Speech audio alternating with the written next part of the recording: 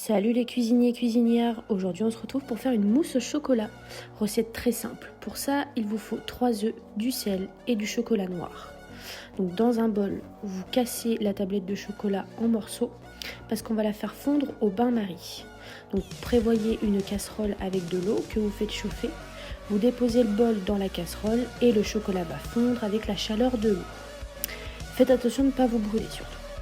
Dans la cuve de votre mixeur, vous mettez les blancs d'œufs, vous gardez les jaunes à côté si vous voulez faire une recette avec, vous en prenez 3, vous mettez ça au batteur pour les faire monter en neige. Donc moi j'ai pris mon robot parce que mon batteur ne fonctionne plus, mais vous pouvez très bien le faire au batteur. Vous rajoutez un peu de sel pour que ça monte plus vite.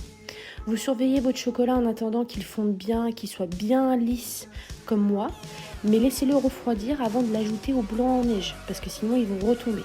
Donc une fois que vous avez des blancs comme les miens, qui sont bien montés, bien fermes, vous pouvez les mettre dans un saladier avec une maryse et vous allez mélanger le chocolat avec.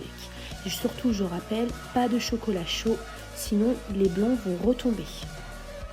Donc là, pareil, du coup, une fois que vous avez ajouté votre chocolat, vous mélangez bien les œufs en essayant de ne pas les casser. Moi, j'ai toujours appris comme ça. Vous pouvez faire autrement si vous faites autrement, il n'y a pas de souci.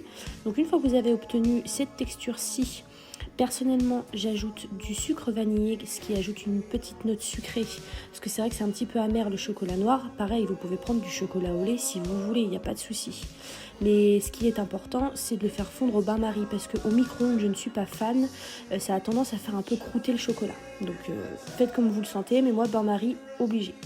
Vous mettez ça dans des verrines. Vous laissez reposer 2 heures au frais. Et voilà le résultat. Vous pouvez faire une présentation comme vous voulez. Et moi, je vous souhaite un bon appétit.